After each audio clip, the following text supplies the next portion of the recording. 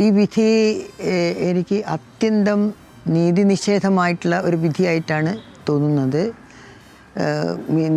ഈ കേസിൽ മുഖ്യപ്രതി ഞങ്ങളുടെയൊക്കെ കണ്ണിൽ 8ാം പ്രതിയായിട്ടുള്ള ദിലീപാണ്. ദിലീപ് എന്തായാലും രക്ഷപ്പെടുമെന്നുള്ളൊരു അന്തരീക്ഷം ഈ കേസിൻ്റെ വിചാരണ പ്രക്രിയ ശ്രദ്ധിക്കുന്നവർക്കൊക്കെ മനസ്സിലായിട്ടുണ്ടായിരുന്നു. എന്നാലും അവസാനമെങ്കിലും ഈ കേസിൽ ഏതെങ്കിലും തരത്തിൽ ദിലീപിൻ്റെ ഇൻവോൾവ്മെൻറ്റ് ശരിവെക്കും എന്ന് ഒരു പ്രതീക്ഷ, ചെറിയൊരു പ്രതീക്ഷ എല്ലാവർക്കും ഉണ്ടായിരുന്നു എന്ന് ഞാൻ മനസ്സിലാക്കുന്നു. പക്ഷേ അതൊന്നുമില്ലാതെ ദിലീപിനെ വെറുതെ വിട്ടുകൊണ്ടുള്ള ഈ കോടതി വിധി കേരളത്തിലെ സ്ത്രീകളോ കേരളത്തിലെ സ്ത്രീ പ്രസ്ഥാനങ്ങളോ ജനങ്ങളോ അംഗീകരിക്കുമെന്ന് എനിക്ക് തോന്നുന്നില്ല.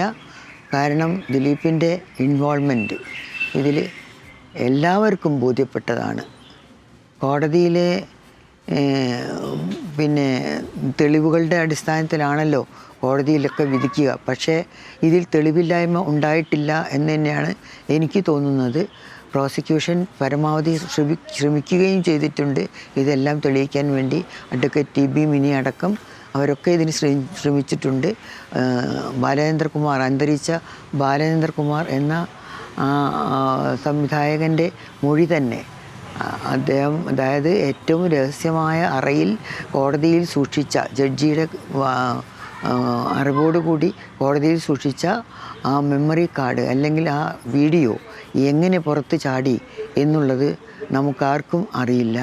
പക്ഷേ അതിനെപ്പറ്റി ഒരു അന്വേഷണം പോലും ഉണ്ടായില്ല എന്നുള്ളതും ഒരു വാസ്തവമാണ്. എങ്ങനെ ഇത്രയും രഹസ്യമായി സൂക്ഷിച്ച ഈ വീഡിയോ പുറത്ത് വിദേശത്ത് പോലും ഇത് ഓടിക്കളിക്കുന്നുണ്ടായിരുന്നു. അത് എങ്ങനെ 8ാം പ്രതിയുടെ കയ്യിലെത്തി എന്നുള്ളത് ഇന്നൊരു അന്വേഷണം പോലും ഉണ്ടായില്ല. യാതൊരു അന്വേഷണം ഉണ്ടായില്ല. അതൊക്കെ നമ്മുടെ അതിജീവിതയായിട്ടുള്ള നടി അതൊക്കെ ഉന്നയിച്ചിരുന്നു, സുപ്രീം കോടതി വരെ ഉന്നയിച്ചിരുന്നു എന്നാണ് എനിക്ക് തോന്നുന്നത്. പക്ഷെ അതിനൊന്നും ഒരു വേണ്ടത്ര പ്രതികരണം കോടതിയുടെ ഭാഗത്തു നിന്ന് ഉണ്ടായിട്ടില്ല.